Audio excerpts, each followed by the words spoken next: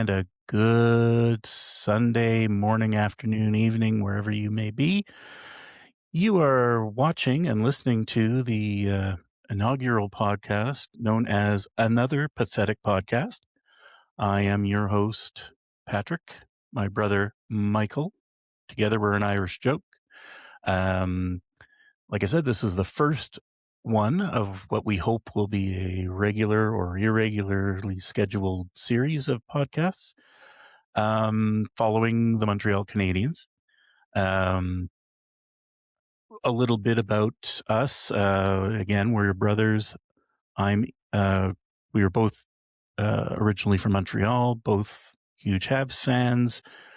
I now live in Edmonton. My brother Mike lives in Toronto. And we decided at some point after watching other podcasts that how hard could it be? Partly because there are a million Habs related podcasts out there right now, and I've watched a lot of them, and there are a select few that are very good and very well done and professionally produced, and the vast majority are just god awful for one reason or another and most unwatchable. So that was sort of the genesis of it. The genesis of the name is a catchphrase that I started using on a Habs discussion board during the 2000s and late 90s when the Habs were really bad and when they would do bad things and blow things. I just started summing up their effort as another pathetic failure. So that's how Another Pathetic Podcast sort of took root. And this isn't another one. This is the first one, but every subsequent one will be another. So, so that's how it started. And we've been kicking around ideas and we're giving this a shot. So, that's the bare bones of it. And as we go along, we're going to talk about Habs related topics and what we like, what we don't like, and we won't be mincing words. It's going to be free flow, free form, and you are welcome to comment, but we're welcome to not read it. Yes, and we're welcome to you can share your opinions, and then we can tell you what's wrong about them. So anyway, Mike, so you have, as the Patrick mic. mentioned, I'm the other half of this Another Pathetic Podcast. I'm old, somewhat cranky. I've been a Habs fan for as long as I can remember. I have to be honest, sitting here and looking at the mic and the lights, I have a newfound respect for those who do this well. There aren't many, as Patrick mentioned. Of course, Patrick can riff off the top of his head all day long. It's a gift. Me, I am learning that talking to the microphone is a lot harder than it looks. But I know what I think. Like most of you, I've got a lifetime of memories etched into my brain. Some are a little distant now, but they're still there. Some are really burned into my mind, like the run of 86, the unlikely run of 86, and of course, 93. That one I really, really remember. That team just refused to lose. How many overtime wins in a row? I believe it was 10. They lost the first overtime in Quebec, and then they rattled off 10 to there win you go. Cup. Yeah. The level of emotion I remember experiencing then is etched into my brain. So now a quick word on what not to expect from us. As Patrick said, we're not insiders, or maybe you didn't say that, I don't know. But we have no sources in the dressing room. We're not plugged into the front office, and we're definitely not experts. This is purely opinion. Two brothers, a couple of mics, and whatever is bothering us after the last Habs game. Occasionally, even things that maybe we liked. We're not here to tell you everything's fine, though. We both heard that enough. When the power play is an embarrassment, when they start yet another game down 2 goals, or if Kent Hughes makes a deal that we don't quite like, we'll call it what it is. The other reality check here is we both have day jobs. Okay, so this isn't some slick operation. Our episodes are going to be irregularly scheduled. That's an oxymoron, of course. They'll happen when we have something to say and the time to say it. Actually, it's more like the time to say it because we always have something to say. And we won't be going live either. We'll be recording these when we can and editing the worst out and then throwing it out for the world and anybody who wants to watch and listen. I think that's about it. Well, again, and that brings us to why we're here. As I said, another pathetic failure was my catchphrase for many years, still is. And that's why we thought, why not try a podcast with the same thing? I think it was your lovely wife who suggested it, actually. Actually, I thought it was you, but whatever. Well, podcasting, yes, but the name of the podcast was your suggestion. Well, yes, the name of the podcast was me. Yes, definitely. And that's so when for it those sort of Habs fans who remember Hockey Inside Out, I know it's still out there, but one iteration of Hockey Inside Out, if you remember, had Adam Susser as the host. He was a local Montreal Canadian. very smarmy. I like Adam Susser. I didn't like him at first. He's an acquired taste. But yes, I don't think it was his fault. Terrible. I don't think it was his fault. I think that they needed a host to move things along. Yeah. And they. Well, I'll tell you, I prefer him to watching the, having to stare up Stu Cowan's nostrils. Yes. Because his camera's too damn low. Yeah. But I have a great deal of respect for Rick Green as a player, but his voice and his setup at home, we've tried as best as possible to get some decent microphones. They're not that expensive. No, nothing that set it up so that it's not annoying for our audience. Yeah. Anything we've done has been very economical. Yes. Amazon's your friend. Not that I'm suggesting that everybody out there do a podcast, because one thing I wanted to mention is that we forgot to mention our introduction is that we are not in the same city. I am in Toronto. Yeah, I mentioned that. But did you? Yes, I did. I said you lived in Toronto, and I'm in Edmonton, but we're both from Montreal, and yeah, we both like the Habs. Don't get to thinking this is going to be nothing but negativity, because right now there's plenty to be positive about. Not the least of which is last night's annihilation of the Washington Capitals. Yes, but Ovechkin still managed to get 2 goals. Yeah, well, and look at finished -2, by the way. Yeah, what's that? He's finished -2, even with those 2 goals. Yeah, well, because he was on for both of the empty netters. The other day, the Dobson scored 2 goals and finished in the minus, but okay, I just want to get this back on track, though, because as Adam Susser, my job is to introduce the topics and to keep us moving the along. Conversation. Yes. Steer the conversation. So, do you want to move to topic 1? Don't mean to interrupt, but by all means. I mean, like I said, we've introduced ourselves. I'm sure that people know as much as they ever wanted, probably more than they ever wanted to know. Exactly. I just wanted to put it out there that it won't be a constant string of negativity. It'll be as positive or negative as objective reality happens to be on a given day. Exactly. We're going to keep it real. All right. So, yeah. Topic number 1 today is Samuel Montembeault, a.k.a. Monty, a.k.a. the Muffin Man. Yes. Okay, well, We're talking about game one after the Olympic break first. Yes. Now, no point arguing why he got that start coming out of the Olympic break. It is what it is. Marty St. Louis is determined to rotate, and he'll have to because he got a lot of back-to-backs, a lot of games in a short amount of time.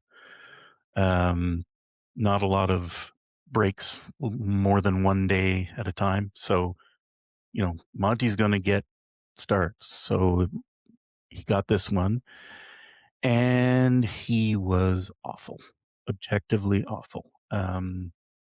Once again, he was staked to a lead that he was unable to hold.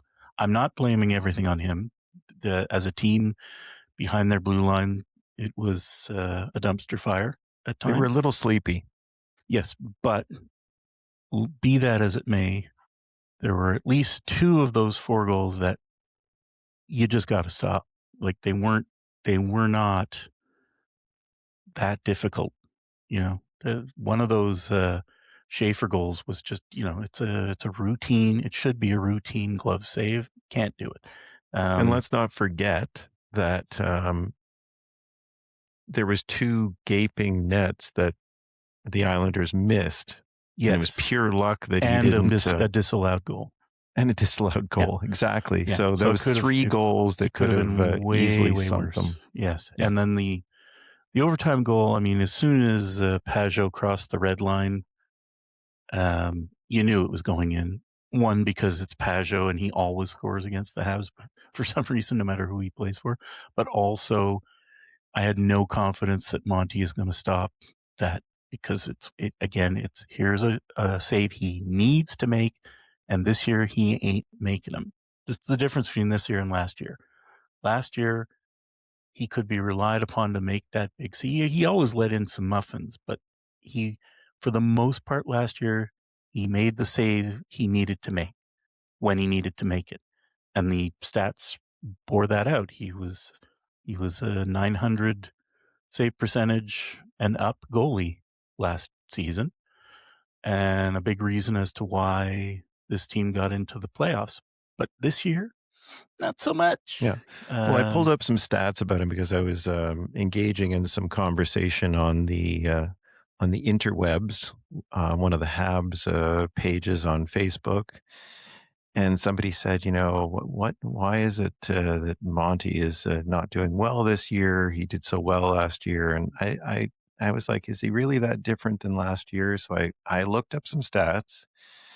And last year he was better than I remember.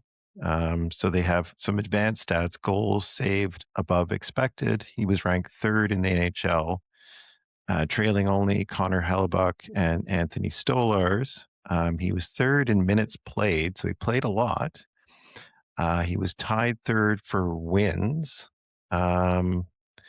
And he concluded the season with a 2.82 goals against average and a 902 save percentage. So, he's good. But then when you look at his career stats, last year was the outlier. To this year is actually more like he normally plays. So, yeah. We got to remember he was a waiver pickup. Exactly. He was never expected to be anything but a stopgap. And he had that one outlier season. And, he's French. He's been a good stopgap. Like he did what he's supposed to do. But he's supposed to mark time until Fowler is ready. And unfortunately, he's not up to it. Thought he was at the end of last year. They'd be fine. They'd just another year of him, and then Fowler would come in and slowly take over. But that hasn't happened. And Jacob Dobish, despite having less experience, all that guy does is win. He may not look good doing it.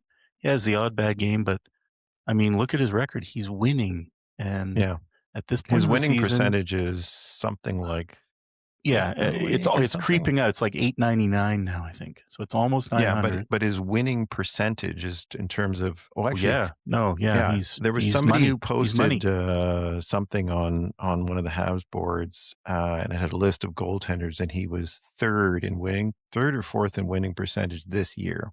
Right. So So it it's all doesn't about the matter wins. if he lets in 3 goals if he wins the game. Yeah, it's all about the wins. At this point of the season, it's definitely about the wins. So I mean, yes, you're going to rotate, but it shouldn't rotate like every other game. It's it should be Dobish getting the lion's share of the starts, and you put in Monty when there's a back to back or when he needs a bit of a rest, because the stats do also show that Dobish is significantly his production goes down or his effectiveness goes down when he's overused. So he needs to be rested a little bit, but certainly he should get, 2 out of every 3 games Yeah. should be Dobish's net. I mean, There's I no know that point trying to rehabilitate Montembeault at this point of the season. You just need the wins. many people have complained about, the fact that Monty was put in that game, and as you said, there's no point in debating that, but actually I agree with his decision to put him in because if you can't put Monty in against the Islanders, then, like, they didn't wanna put him in against Ovechkin because Ovechkin would have Well, I'll tell destroyed him. you, last night, I mean, the Habs pretty much dominated that game. It was only Charlie Lindgren that held them in there, another ex-Habs third string goalie. Um, but but no, if I was watching that game last night thinking, oh, there's a shot that if Monty was playing, it would be in the back of the net. Like, um, don't kid you, we got outshot. They had some grade A chances, and Dobish had to make some good save. It wasn't a cakewalk. And I was looking at that and comparing it to Monty a couple of nights earlier, and it's like, if Monty's playing this game, it's a lot. It's almost like the point now where if Dobish is there, we have a chance to win. If Monty's there, it's like, well, it depends on how many times we can score to outscore his muffins. We Yeah, had a that two might goal bring me to lead. a bonus topic today. We're going to talk about what we have on the docket, but one of the bonus topics to keep in mind is the way the Habs win and lose games, and maybe I should save this for the next pod, but it it's like we can't play like this, and I say we, of course, I mean the Habs can't play like this in the playoffs and hope to have any success because if they continue to play like most games where they have to come from behind, it is going to be a Leafs style playoff run because they'll be out in the first round, Yeah, especially yeah. if we have to play Buffalo. like, Well, if the playoffs started today, it would be Buffalo, and we'll get and caved. we'd get caved. I don't think there's any team that wants to play Buffalo in the first round, but the Habs especially don't want to play Buffalo in the first round. We have not played well against them. Well, traditionally, we've never played well against them. If you look all time, they have a winning record against the Habs all time since I 1970. know. You sent me that today. They I were was like, always you had tough. mentioned it before, but Yeah, I've forgotten. yeah. Yeah, it's kind of I mean, in crazy, playoff actually. series, we have a slight edge, 4-3, but Wouldn't want to rely on that this season. no. And I mean, I think the last one was 93. I don't think we've played them in the playoffs since, or no, we must have. No, we did, and we lost.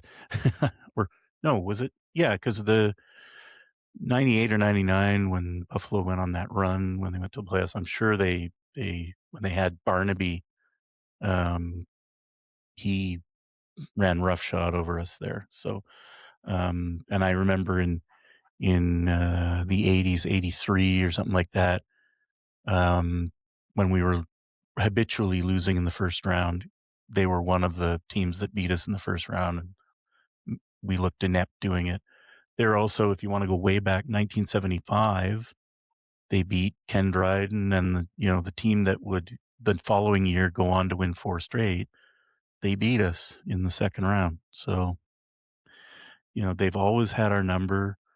Guys like Dave Andrechuk always scored against us. It was, like Gilbert Perreault, all those guys, Frankie Sauvé, they were the bane of our existence. And this year, they're just Does a not look juggernaut good. right now. So, and I don't think we're built to handle that kind of team so much, at least prior to the deadline of what might happen. But We don't pair up well against them. That's for no, sure. we're like red wine with fish when it comes to those guys. It's it's not good. No bueno. All right, moving on. Topic number 2, and this is not a topic I really want to do, but it's always maybe not the number one thing on Habs boards that you see, but Arber Xhekaj. Arber Yes. Xhekaj. Tell me Well, your thoughts. I Some of have a the lot of complaints thoughts I'm about seeing Arber from Xhekaj, fans but is they don't know why MSL doesn't dress him all the time, or when he does, they don't play him enough minutes.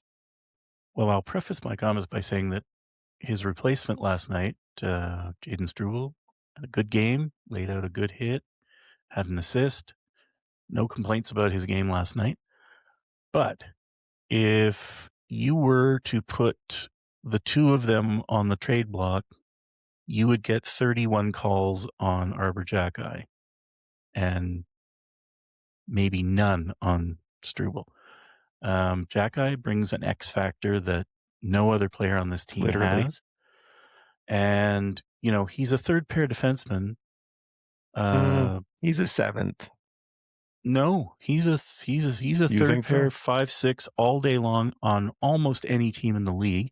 When you consider the fact that third pair defensemen might get 12 minutes a game and even less in playoff games, it's not a big deal.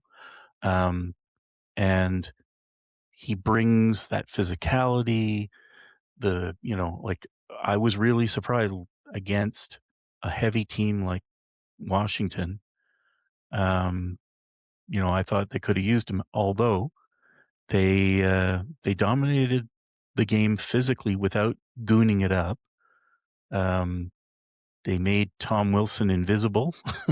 They didn't get run out of the rink, which is good. But I still Well, think here's the thing. There's 2 things here. First of all, Washington is not a good team, in my opinion. no, I not mean, anymore. they're mediocre at Yeah. best. And number 2, I think Struble is underrated for his physicality. He's a big boy. He's a solid boy. When he hits you, he destroyed. Who the hell did he hit last night? Number Yeah, 9. I thought was it it was number 8, McMichael but or I don't remember. Yeah. Oh no, it was Leonard maybe. I don't remember. Leonard, that's who he hit. Yeah. But he wiped him out. Now, at the end of the game, I looked at the stats. He only had 1 hit, according to the stats. It was that one. It was a big one, though. But it was a good one. Yeah. And he had I an don't really have a assist. problem with them rotating them because, again, we've got a lot of games to play in a short amount of time. We've got a lot of back-to-back. I get it. But I do think that Marty St. Louis needs to trust him a little more. I agree. He definitely trusts Struble more. And many of the commentators, too, have said over this season, I think even Stu Cowan and I can't remember the guy that appears on the Sick podcast all the time. Eric Engels. No, not Engels. Somebody lesser, younger. Doesn't matter. He's got a right lot of now he has a people. beard, Yeah. but he hasn't always had a beard. Can't remember his name. But he said that between Xhekaj and Struble. Now he might have changed his mind now, but he's like Struble's the one. Struble and Stu Cowan said the same thing. And I know a lot of people don't agree with that, but I feel that through much of the season, Struble has been more defensively responsible. And I think that in the Islanders game when Xhekaj actually played almost 13 minutes, I believe that's what it was. It was more than he Close. normally plays. Yeah. He wasn't fantastic. He was He's not never gonna be fantastic. fantastic, but he had a good game against the Islanders. It's the Islanders? He's Okay, well, he gives you what he wants. Like, you know, the pr he's a anyhow, I lot of don't think he people should spend a be lot I of time talking about a guy who's a third pairing defenseman. well, that's the thing. I don't think So our season rests on whether Struble or Xhekaj dress for a game. exactly. This is the whole thing, the whole But problem I I would have not with be in this a hurry to get discussion. rid of a guy like Xhekaj who has that X factor that every team wants. Because Yes. as soon as you get rid of him, you're looking for a guy just like him, and Well, the thing is, there really isn't anyone just who would you get for him? Like, what are you gonna exactly. get? Like a pick? I don't want You a pick. inevitably get something less, unless there's a team out there that really overvalues him or is really desperate for that and they overpay. Like, I'm not saying he's untouchable, Well, but if he was I part wouldn't of a trade him for package to get who's yeah, that center if that he's you in a talked pack about? of Robert Thomas or something. Yeah, Yeah, if Robert it's in a Thomas. package. But I mean, a 1-for-1 trade, you're not gonna get similar value back. You're gonna get a lesser player, more likely a lesser player, 'cause that X factor that he brings is an X factor that almost no one else in the league has. That's what makes him special, and that's what makes him desired around the league in a way that a guy like Struble is not.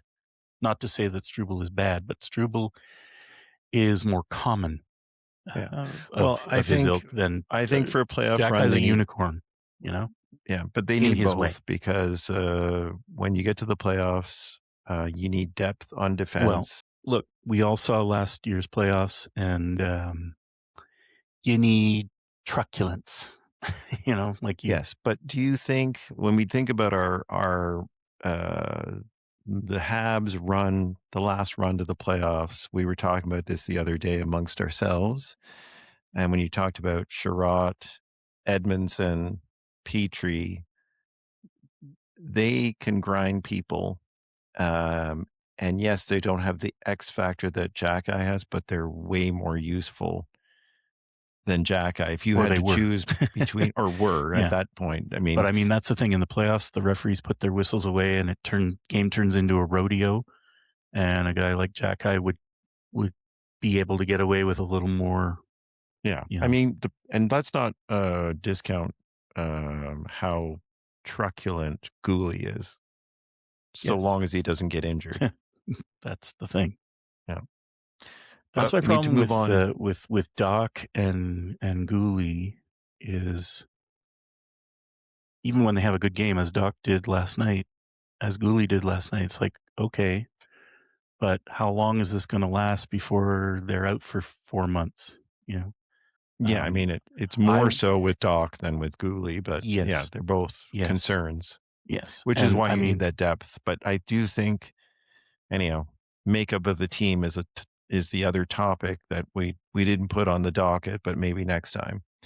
well, Um, the makeup of the team is partly the motivation for people to want to talk about the trade deadline, which is on the yes, docket. which is our last topic. Yes, Trade deadline. yeah, um, So the makeup of the team.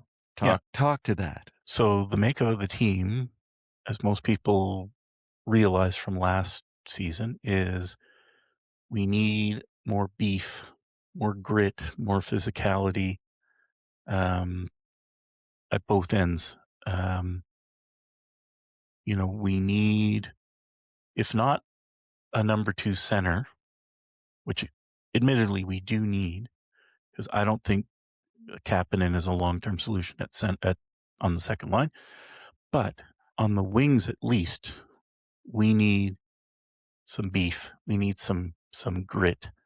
And, those are the kinds of moves at the deadline that you can actually manage because they're depth additions and they're not expensive.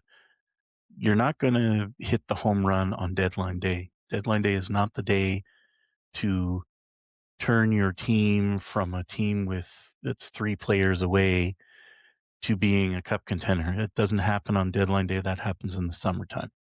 So I hear a lot of the talk about Robert Thomas, and yeah, he might be traded at the deadline, I but it doubt it. wouldn't surprise me if he doesn't go until the summer because there's too many moving parts that have to go the other way, and it's a complex thing.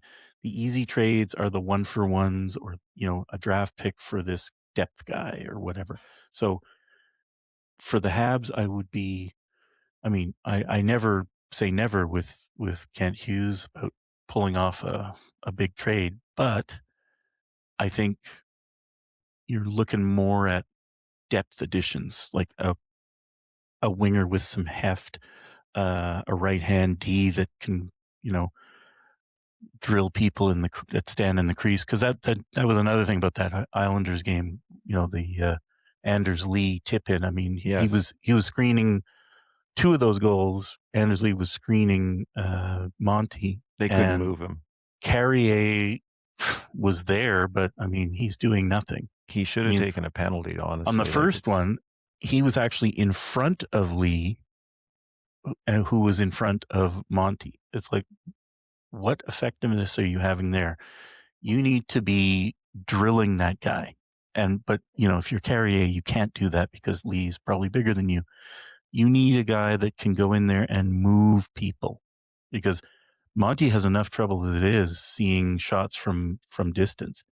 The But last that's thing you where need to do is Sherrod screen him on and top of that. Edmondson and those players Yeah. played a huge role of clearing the crease for Price.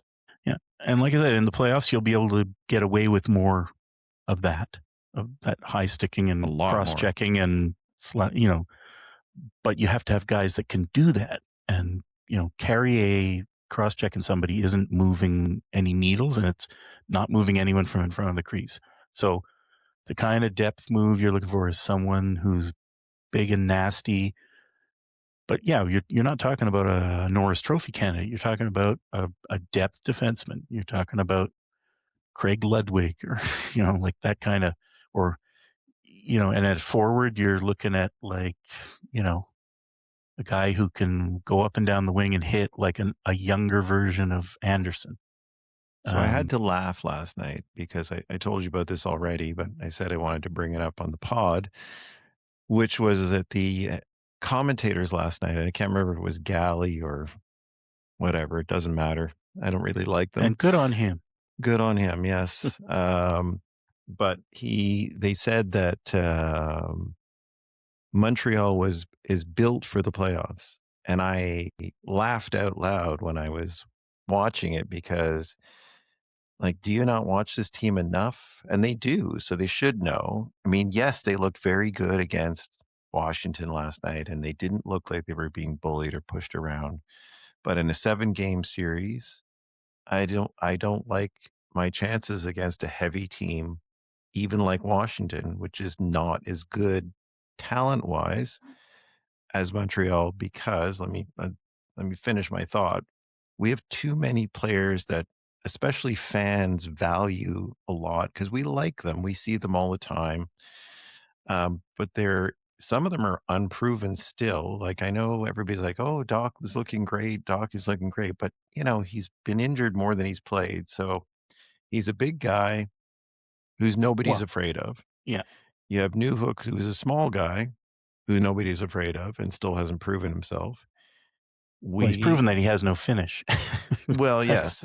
He had more finish this year at the beginning of the season, but then got injured. So they picked up Texier, and he was a good pickup because they needed someone. But now that he has a minimized role, he has disappeared into the background. Like, I don't see him being... He's depth, He's depth, exactly. But he's not the kind a of solution on the top line anymore than Doc is.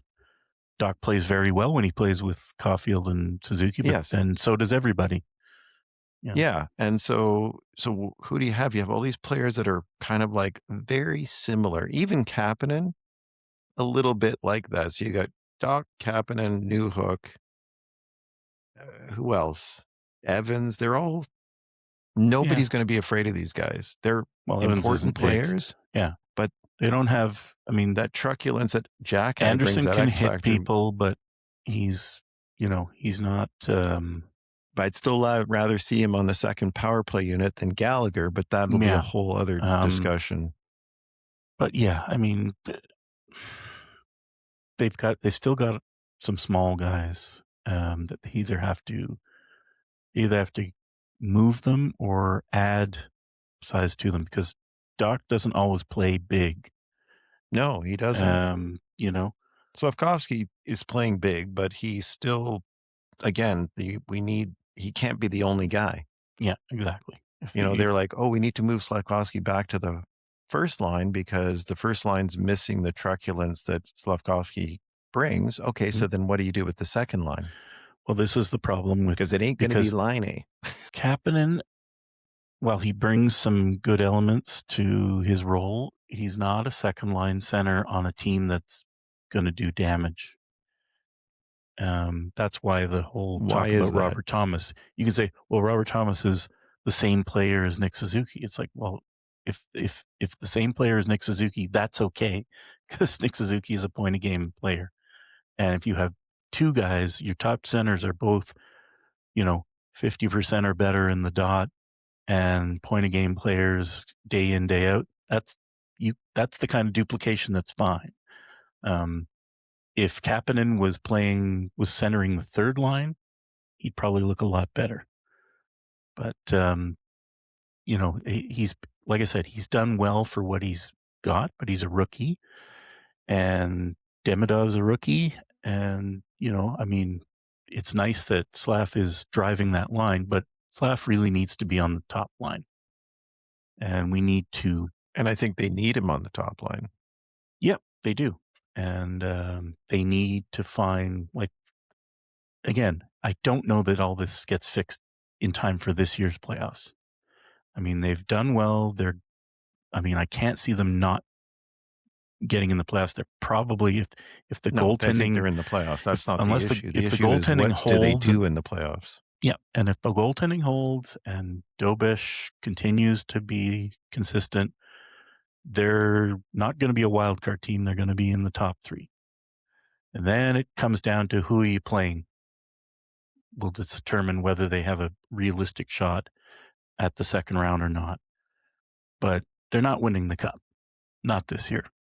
There's holes that need to be filled. There's things that need to be addressed. Well, I just do not agree with this idea that they are constructed for the playoffs. They're constructed to make the playoffs. They're not constructed to, and they could win a round if they play the right opponent that they match up well with, but they're not built to do anything much in the playoffs except maybe win a round.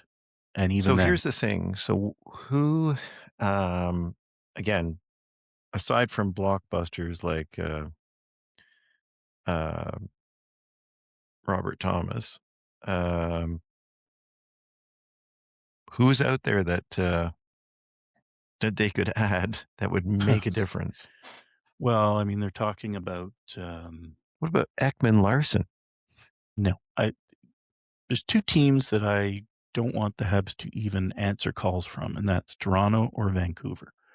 Now, part of that is because I just loathe those two franchises, but in terms of trading, for different reasons, I don't want them doing any deals with those teams. In Toronto, it's a case of their team is garbage.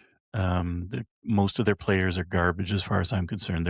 They're overrated because of where they play and what jersey they wear. The Leafs are like the Dallas Cowboys of the NHL. It's like they get attention but they're going to be selling off. They probably will. But the thing, they're not going to sell. They're not selling Matthews, even though they should. They're not selling Nylander, even though they should. They're not selling Nyes. They're not selling. They're not selling the only Scott players that should be of interest to anybody else. What? It could be Ekman Larson. It could be Olio. Yeah, OEL. Last I heard, it was Edmonton was hot to get him. This is the thing. I wouldn't pay a decent price Edmonton for anyone on him. Toronto's roster because I think they're basically garbage. They were fraud. They were a fraud the entire Core 4 era, and I don't want any of these bums on my team because I just don't think they're as good as advertised. With Vancouver, I don't want any of their players because they're grossly overpaid. Like, talk about Elias Pettersson. It's like, I'll well, forget it. you know, yeah, he plays center and he's good, but he's over $11 million a It's year. It's crazy. like Yeah. I'm not paying that for him. I don't want to pay 11 million for anyone, quite frankly, right now. So one of Um, the things I saw on the Sick podcast was like trading for Binnington. yeah, I don't I see say the no to sense that. I'd of rather lose. wasting an asset on a Exactly. goalie. Fowler is Unless coming. unless you're getting rid of Monty. Well, that you would definitely be getting rid of Monty, and I could only see if it was part of a package that included Thomas or something like, because I'm way too They big did. blockbuster There to. is one thing in Toronto that they have to trade a goalie, and I'll explain why. Because I was listening to Kipper, because I like to listen to the real Kipper and Bourne in Toronto shows because I live in Toronto, especially when the Leafs lose. To Oh hear yeah, them losing their shit, it's a lot of fun. It's very it's entertaining. Schadenfreude. Yeah, Yeah, but they were talking about the fact that actually Toronto has to trade one of their goalies because Hildebeest will yeah, have to clear waivers yeah, even next season. yeah. And they have 3 goalies and they can't they'll have to trade one of They're them. going. Well, I know they're going to try And to get rid of Stolars, but they're going to have to I trade don't know who somebody is wants the them. bottom line Yeah, because they cannot keep rotating 3 goalies and whoever it is has to clear waivers, even yep, Hildeby. yep, So that's an interesting thing. Would you take yeah. now, not that this would ever happen. I really don't think it would, but would you take Hildeby? What He's for? been very good. Yeah, but we've got Fowler. Fowler is the True. one that's going to be there. Hildeby But is, if you were going to if you're if in the they were same trying to age range, bottom it's out like, and you were going to give them Monty, well, yeah, but we don't need Hildeby or Wall. We have Dobish and we have Fowler, and okay. before very long, it's going to be Fowler's net. All Unless right. Fowler So turns moving out to on be a from that, huge I just bust, wanted to bring that up because they yeah, have to no, trade him. we're not in the market for a goalie. I wouldn't waste assets on a goalie. We basically just need to, again, to get a goalie now would be about this year's playoffs, and it's stupid to spend assets on like the next 2 Yeah, months. because they're not quite there, really. No, it's it just causes problems for next season in terms of having more goalies than you need. Um, so yeah, and then obviously we can't talk about the trade deadline without talking about Patrick Laine. Yes.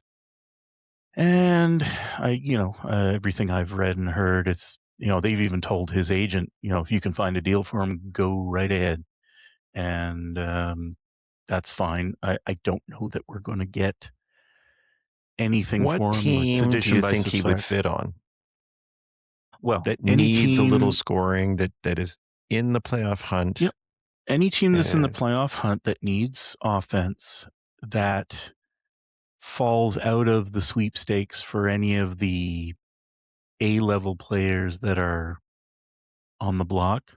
If they strike out on their plan A, line A might be a plan B. It's just a question of things like retention and whatnot, but I don't think the Habs are worried too much about that. Like, and they don't, they don't have to get rid of him because he is a free agent at the end of the year. They can just let it run out. yeah, but it But would be nice to get something for him. it would, but really, this is just something that he's a player we just need to get rid of. And if we get something, great. If we don't So get something, meh. I'm just looking at the We got him standings. basically for nothing, so we can get rid of him for nothing. I'm just looking at the standings here to try and determine who might be in the market. So these are the wild card teams right now. We have in the East you have Detroit and Boston.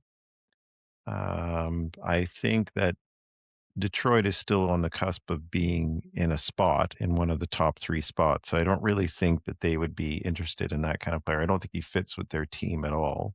I don't think he fits with any team, in my opinion. It's like, Well, I was going to say, there's not a lot of teams that he fits. It's just well, that's the thing. So, I mean, who's he's a just outside gadget of the player, right? playoffs is Washington and Yeah, Columbus. yeah. But Columbus, like He 66 played for points. That's Columbus quite a already. drop. What's That's where that? we got him. I know. Well, You know? that's right. Okay. Right. Yeah. Exactly. Oh, yeah. That'll go well. So, In the West, you have Utah, and actually, they're tied for points with Edmonton. well, Utah is apparently trying to get Robert Thomas, but Robert Thomas has a no trade, so who knows? Yeah. The Well, other I could see thing him going to is, Utah. Seattle is the other wild card team. yeah, But Nashville's in spitting range, but I don't see yeah. Laine on Nashville. Well, the other thing, you got LA that they lost Fiala in the Yes. Olympic debacle, and they might need some scoring. I mean, he's not a replacement for Fiala, Yeah. They but got a couple of games in he can play the hand power on play. the other teams, but Look at teams in the hunt for playoffs that are having trouble scoring on the power play. And there's yeah. your guy. Was Nashville one of them? Because they have Stamkos. So, They have but maybe Stamkos. They have a maybe they're prone to hiring like Toronto used to always do, hire the has-been player of the year. Let me put it this way: the reason that he hasn't been moved yet is probably more to do with the fact that no one's really been moved. He's not the first guy to move. He's the guy that gets moved when the better players get moved first, and then the teams that didn't get those players are Need an desperate for option B. anyone. Yeah. True. And that's when Kent Could he Hughes be will part of take a advantage of their package? desperation and, bend them over a barrel. Could he be part of a package? He could. I mean, anything's possible, but off the top of my head, I don't know. I don't know who. Again, these big package deals and stuff, I don't see them happening on the deadline. Those are kind of summer things. Like, Well, I deadline guess is what I like, mean by package is not a big package, but something where an additional player is thrown in or something. I don't think they're going to throw too much to get rid of him. Not when his contract, if he was signed for another year, that'd be different, but his contract expires. So losing him for nothing is not that big a deal if it comes to that. I'm sure someone will, between now and Friday, will come knocking because the guy can still score. So, if as long as you know what his limitations are, everybody needs a little more scoring. So, there will be some team out there that doesn't get what they want, and on Friday will be like, well, we got to get something, and Line is the something, the better than nothing option. So, one thing we really haven't talked about is who is on the trading block that for a team that's maybe outside of the playoffs that Montreal could target. I'm specifically thinking about forwards, wingers, aside from Robert Thomas, um, that would add the truculence that you mentioned Well, earlier. obviously mine and a lot of other people's first choice is Will Cooley of the Rangers, but the Rangers, they had a bad parting of the ways with Jeff Gorton, and as petty as it sounds, they just don't want to do business with Jeff Gorton, and they're not going to. Also, they're in the same conference, so there's that. But mostly, it's just a interpersonal BS that, and it's unfortunate because the Rangers have a few players that would be of interest. I mean, Cooley, obviously, because he's young and he's big and he hits. But even like a Vince Trocheck, again, who's an over 30 center, but again, they're not going to trade him to Montreal. They might try I'm not to really unload aware of this. Lafreniere, but he's not truculent. I wouldn't want him. I don't. But yeah, there's big bodies in New York that I would look at, but they're not going to trade. So I don't even look at that. I look at a guy like Voronkov in Columbus, but Columbus is in the playoff hunt, so Columbus isn't looking to unload. Are you sure they're a little bit outside, aren't they? Well, they are, but they're selling Let's hope. see. They're not so far out of it that they're They have thrown in the 66 towel. points. Same Let thing me with tell you, the that's Predators. They're out of it, but Boston they're has not out of it. 71, and They could be in it. So yeah, but that's teams wishful in thinking. markets like that, you don't want to send the message that you're throwing in the towel because why should people buy tickets? You can do it in Toronto. Yeah, what you're saying is there's not a lot about. I think this year's trade deadline will be a nothing burger. That's my usually prediction. is nowadays. Yeah. The days of the big trade deadline days are over. Like how many years in a row now has deadline day passed and it's like, well, that was a big nothing. Well, and the other thing is sometimes there is some consequential trades, but they've already happened by the time. Yeah, they usually happen before or after the trade deadline, or like way after. Yeah. It's partly a function of the salary cap. Any deal you make has to make sense on the balance sheet before it makes sense on the rink. It's unfortunate, but it doesn't give us a lot of excitement on deadline day. But yeah, I'm not expecting the Habs to make a huge splash. Wouldn't surprise me if they did, but I'm not expecting it by any means. I wouldn't be surprised if they did nothing, quite frankly. I'm going to move things on because one thing we need to do is we need to keep an idea of time. We're at 51 minutes and 38 seconds. So we need to get to the pathetic failure of the week. Yes. Well, talking to the mic. From a broad hockey standpoint, it would be hard to top the U.S. men's Olympic team allowing themselves to be used as political props for a pedophile fascist. But on a Habs note, for this week, since it's the week they got back to business, I think it has to be Monty just for those muffins and just not being able to hold the lead and not being able to even get to a shootout. Although if they'd gotten to a shootout, I'm sure he would have blown that too.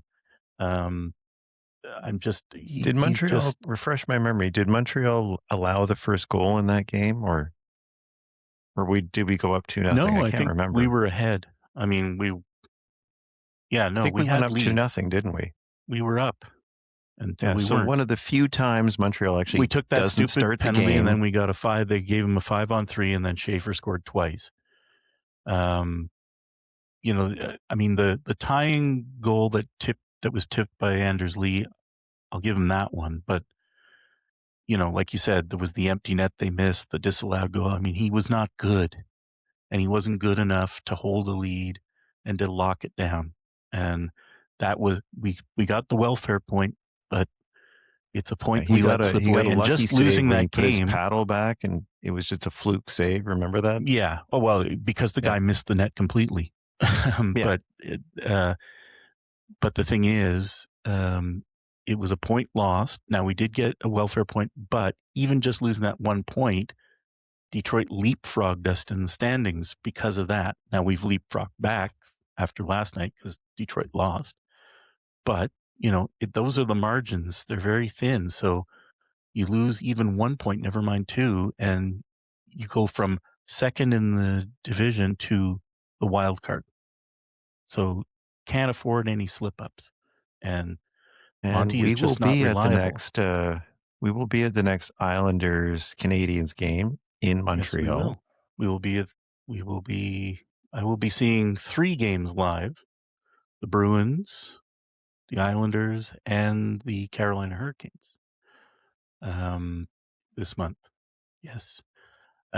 So yes, be able to see up close and personal what's going on. I'll be interested for that Islanders game to see what lessons have been learned. Also to see who starts in goal. But yeah, definitely the pathetic failure of the week is going to be Monty. And like I said, just really no other viable alternative on the Canadiens for him. And I think he is why they lost that point.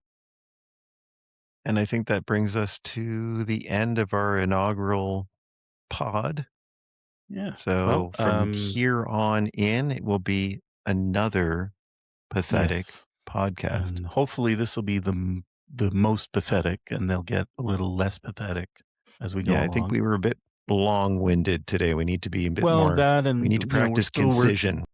We're still working out, production value issues and stuff like that. Yeah, I want to find out, like, your camera's finally gone back, but you glitched out, and I'm not sure why that happened. It was fine. I heard you, and everything was fine. I didn't touch anything, so I don't know what happened. Internet? I don't know. I don't know. All right. Anyway, we'll try to do better next time. And again, I don't know when, next week. Maybe we'll do one when we're together, but we're not bringing I all don't our know how that'll podcast work, equipment. Yeah, because I only would have look like- one mic, and it's a dynamic, not a yeah, so we'll not have a to- condenser. So somebody's gonna have a Yeah. computer looking up their nose or something, and I hate that. Yeah, I'll just do the those, Rick Green podcasts. special with AirPods and Yes. nostril hair. Yeah. All right. Oh, right. Signing So off. We have to wrap it sign up. off. We'll fix it in post. Yes, we'll fix this. Everything will be fixed in post, and I don't think it will be, but we'll develop our shtick as we go along. So, all right. fret not. In the meantime, Later. Enjoy the rest of the week.